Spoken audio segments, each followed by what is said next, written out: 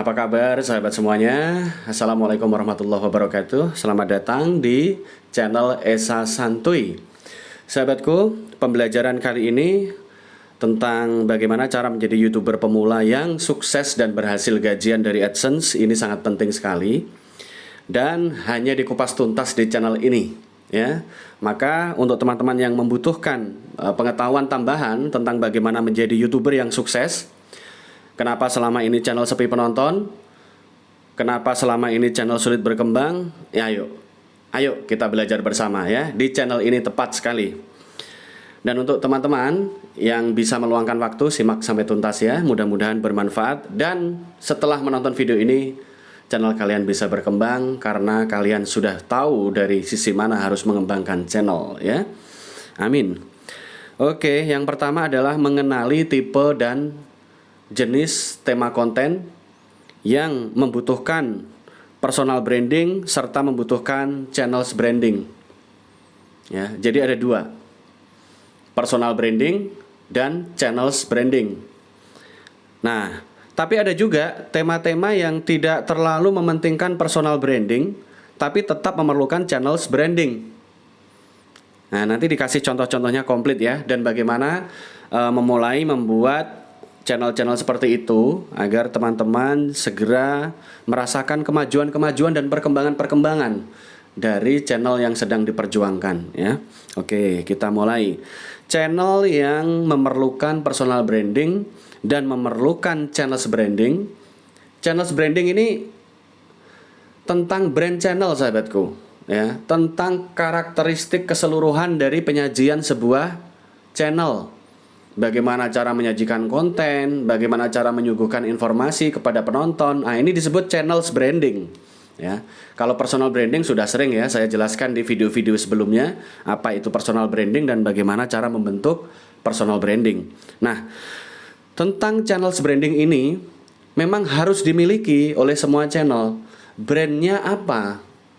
Karakternya bagaimana sebuah channel? Meskipun channel tersebut tentang kuliner, tentang makan-makan, tentang jalan-jalan, ya, tentang informasi harga-harga sembako, atau tentang tutorial, apapun, ya, bahkan channel berita, informasi, ya, media-media berita, itu membutuhkan channels branding. Karena apa? Salah satu contoh ya, karena kalau kita bikin sebuah channel dan temanya adalah tema informasi atau berita kejadian sehari-hari, dan kalau cara penyajian kita asal-asalan, ya maka branding kita akan asal-asalan juga. Masyarakat akan menilai bahwa branding dari sebuah channel tersebut asal-asalan, karakternya juga menyampaikan informasi asal-asalan. Penonton juga asal-asalan. Nonton 1 menit, 2 detik, pergi. Awalnya mungkin disimak, tapi setelah beberapa kali tidak ada perbaikan dari sebuah channel, tetap asal-asalan, ya akhirnya ditinggalkan juga. Karena masyarakat luas atau penonton atau calon subscriber memiliki hak bebas untuk memilih channel mana yang disukainya. Dan untuk menjadi channel yang disukai, ini adalah tugas kreator untuk kreatif lagi dan memahami pasar. Ya. Ini kita ngomongin tentang channels branding. Branding sebuah channel. Karakteristik sebuah channel. Seperti tadi saya contohkan, kalau sudah berkomitmen membuat channel berita, tapi cara penyampaian berita asal-asalan, terkesan tidak komplit beritanya, sumber-sumbernya juga tidak valid, gambar-gambar yang disajikan juga tidak update, nah ini kurang bagus di hadapan penonton banyak. Nah, teman-teman bisa belajar dari channel-channel berita yang sudah ada lebih dulu. Bagaimana mereka berusaha menyajikan gambar-gambar yang valid sesuai dengan kondisi terkini. Bagaimana mereka mencari narasumber.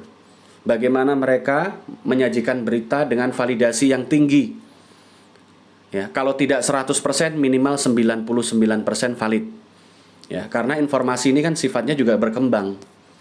Hari ini perkembangannya masih di titik ini. Nanti 5 jam lagi ada perkembangan apa, selalu update ya. Nah, itu bagus sekali untuk perkembangan channel berita ya sahabatku. Jadi kalau sudah berkomitmen membuat sebuah channel apapun bahkan, teman-teman sebelum mengeksekusi ide, sebelum membuat sebuah proyek video, ada bagusnya teman-teman menyimak dulu tema-tema sejenis yang sudah ada. Bagaimana cara pengambilan gambar, penyajiannya, cara ngomongnya, kemudian cara penyampaian, potongan-potongan klip video yang diberikan, sehingga channel tersebut membuat para penontonnya betah, hingga ditonton ratusan ribu orang, bahkan mungkin jutaan penonton. Nah, ini pasti ada rahasia kunci. Kenapa durasi tonton bagus, rekomendasi bagus, dan bertahan di ranking rekomendasi tertinggi? Ini semua ada rahasianya. Rahasianya sebenarnya ada di dalam konten tersebut. Jadi teman-teman bisa mempelajari dari konten-konten sejenis. Misalkan mau bikin konten mancing ikan, mau bikin konten tentang review sebuah tempat wisata, jalan-jalan, vlog, otomotif, atau tutorial tentang gadget, bagaimana bongkar pasang gadget. Apapun lah tema yang dipilih, teman-teman harus riset dan belajar dari channel-channel yang sudah lebih dulu ada. Bagaimana sih cara penyajian mereka? Kenapa penontonnya sampai betah sehingga rekomendasi berkelanjutan? Nah, ini sebenarnya ada di sebuah konten, nggak di mana-mana. Rahasia sukses itu sebenarnya ada di setiap konten channel-channel yang sukses. Nah, itu baru channel branding, karakter sebuah channel. Nah, kita berjalan ke pembahasan selanjutnya, personal branding.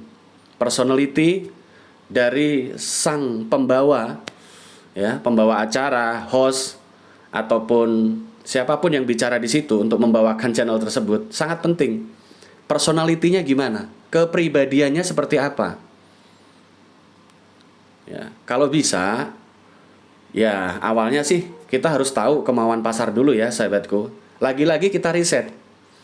Channel-channel yang lekat dengan personal branding ini adalah channel-channel tentang tutorial. Tutorial bahasa, tutorial YouTuber, tutorial apapun ya, biasanya terkait dengan hal-hal edukasi.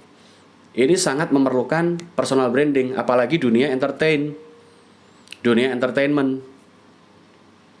Bahkan mungkin di channel cover lagu, musik. Kalau personal branding lengkap muncul dan berusaha sedikit saja di awal-awalnya menyesuaikan selera pasar. Ini di awal-awal ya, sahabatku, di awal-awal. Kita harus tahu dulu keinginan apa yang diinginkan oleh pasar dan orang-orang yang ada di Indonesia ini terhadap personality seseorang. Bukan berarti kita menjadi orang lain, bukan. Ya, tapi ya kita tidak bisa begitu keluar pertama kali asal-asalan. Ya, ada yang sukses dengan asal-asalan, tapi harus benar-benar gila. Jadi prinsip dari rumus entertain, kalau gila-gila sekalian, itu baru viral nanti, sensasi. Tapi kalau gilanya nanggung, ya mending pikirkan dulu, harus menggunakan metode lain, yaitu pelajari dulu pasar. Bagaimana umumnya seseorang menyajikan personalitinya, itu juga alami apa adanya, sahabatku. Kan kita nggak mungkin menjadi Brad Pitt, kan kita nggak mungkin menjadi Angelina Jolie, ya kan? Dirimu adalah dirimu, tapi setidaknya dalam etika secara umum, ya kita harus mengikuti etika yang berlaku, nilai-nilai norma yang berlaku di masyarakat. Bisa hal-hal yang melanggar norma itu sukses bisa, tapi tidak lama, ya, tidak lama. Hal-hal yang melanggar norma itu bisa sukses, tapi nggak lama, karena hakikatnya dalam nilai sosialitas maupun etika yang ada di dunia internet dan di dunia nyata sebenarnya nggak jauh berbeda. Ya, di dunia nyata seseorang dituntut oleh lingkungan untuk bisa menghargai orang lain, demikian juga di dunia internet. Kita juga dituntut bisa menghargai orang lain. Jadi karya-karya kita juga memuat hal-hal yang sifatnya mungkin edukatif, menghibur, dan yang lebih penting cara penyampaian juga menghargai audiens.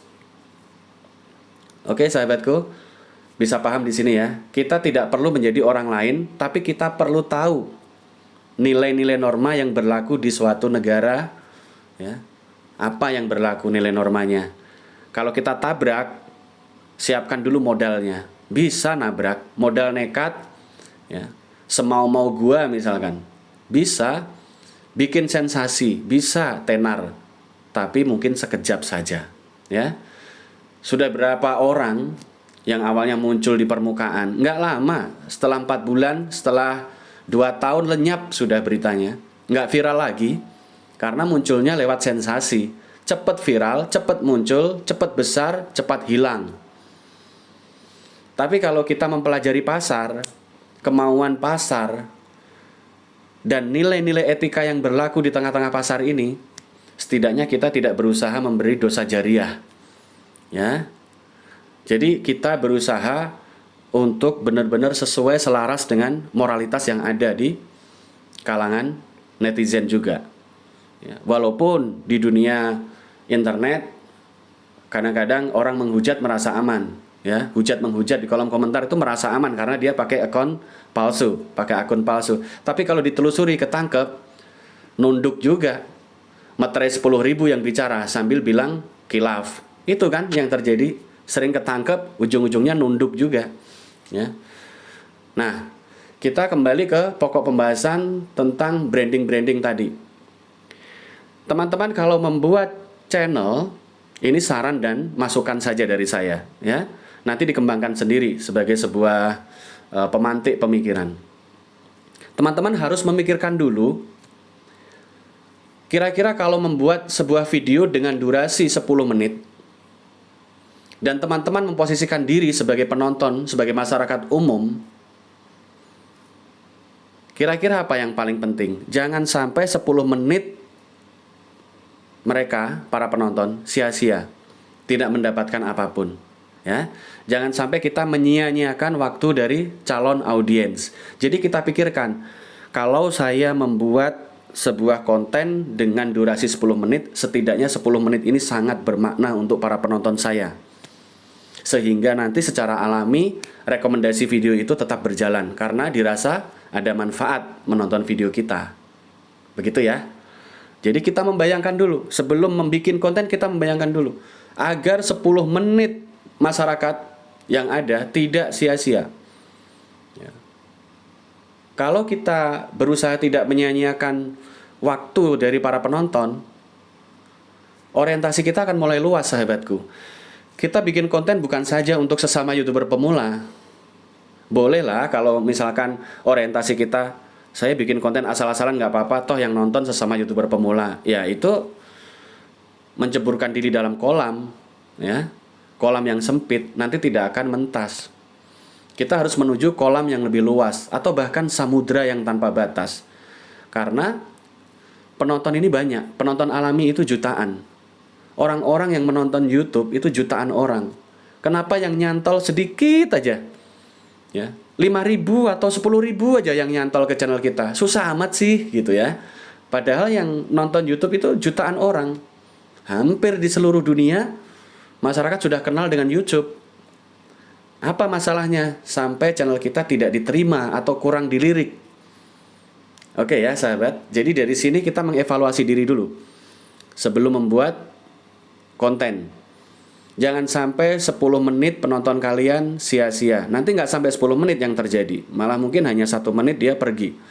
Maka buatlah selama mungkin para penonton channel kita betah menonton. Bagaimana para subscriber dan calon subscriber ini betah menonton. Karena ada manfaat yang diambil. Entah itu manfaat berupa hiburan, entah berupa edukasi, atau berupa hal-hal lain yang bisa diambil oleh para penonton. Nah, di sini sudah jelas nanti profil dari sebuah channel tersebut. Brandingnya sudah mulai muncul. Branding sebuah channel. Ya. Kalau teman-teman membuka channel musik, misalkan tidak hanya menampilkan satu artis ya, tapi dari berbagai artis dia tampilkan. Nah, kita jadi tahu, oh, kalau channel ini biasanya menyediakan lirik dengan teks. Jadi kita bisa sambil melihat lagu, sambil bisa membaca liriknya seperti apa. Oh, kalau channel yang ini hanya menampilkan penyanyi tanpa diikuti dengan lirik, nggak ditambahi dengan teks. Jadi kita semua bisa tahu karakter channel itu. Para penonton pasti sangat aware sekali dengan ini.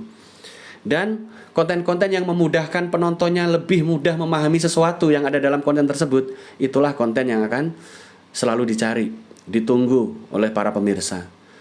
Oke, jadi mulai sekarang stop asal-asalan. Taruhlah mungkin penonton di video ini banyak yang sudah tidak asal-asalan.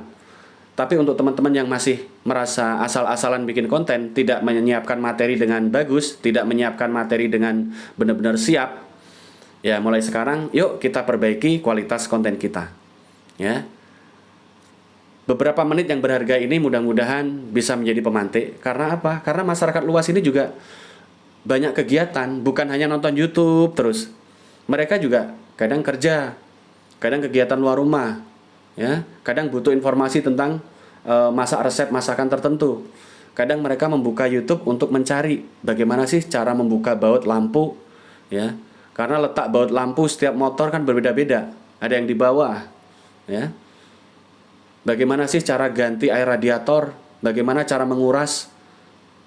Bagaimana sih dunia mancing itu, mancing ikan? Bagaimana sih rasanya soju misalkan? Bagaimana nuansa kuliner masakan-masakan Jepang? Nah, ini masyarakat kadang-kadang mencari sesuai keinginannya. Dan kalau mereka sudah menemukan cocok dengan cara penyampaian kita, jadi, ya, maka akan jadi channel yang diperhitungkan dan channel yang dirindukan. Channel yang dirindukan oleh para penonton. Karena channel kita tidak membuang waktu penonton. Isi dan materi yang kita sampaikan di dalam channel kita benar-benar padat. Kalau temanya tentang informasi, ya padat tentang informasi, ya, tentang hal-hal terupdate. Kalau channel kita tentang mancing, ya padat dengan informasi seputar mancing dan juga hiburan sepanjang durasi tersebut. Kalau channel kita tentang review kuliner, ya benar-benar informasinya komplit, akurat, bahkan mungkin bisa merekomendasikan tempat kuliner mana saja yang layak dikunjungi dan dicoba, dicicipin. Nah begitu ya sahabatku. Jadi kita membentuk personality dan juga branding ini by time, oleh waktu, butuh waktu, step by step. Kalau teman-teman rajin upload video, dalam waktu 6 bulan bisa itu membentuk personal branding dan juga membentuk channel branding. Ya. Kalau kita tidak malas-malesan, maka personal branding dan branding dari channel kita mudah terbentuk. Dari situ beriringan dengan algoritma, bersesuaian dengan algoritma, ya. Personal branding dan algoritma ini bisa beriringan. Oke sahabat, dari sinilah kita akan mulai memperbaiki apa yang kurang. Kita bisa mengevaluasi kenapa channel kita selama ini masih begini-begini saja. Kita memang harus melakukan gebrakan, dobrakan baru, langkah baru yang lebih fresh, sehingga para penonton channel kita lebih betah dan bisa menikmati setiap konten yang kita sajikan untuk penonton. Dari situ akan terbentuk algoritma, personal branding, branding dari channel, dan juga rekomendasi yang bagus, alami, dan berkembang akhirnya channel kita. Oke, saling menyemangati, saling mendoakan. Mudah-mudahan teman semua selalu dalam kondisi yang sehat, tetap berkarya, sukses untuk kita semuanya. Amin. Ya Rabbal Alamin. Billahi taufiq wal hidayah. Wassalamualaikum warahmatullahi wabarakatuh. Esa Santuy mohon pamit dan kita berjumpa di konten-konten berikutnya. Insyaallah. Semangat sahabatku.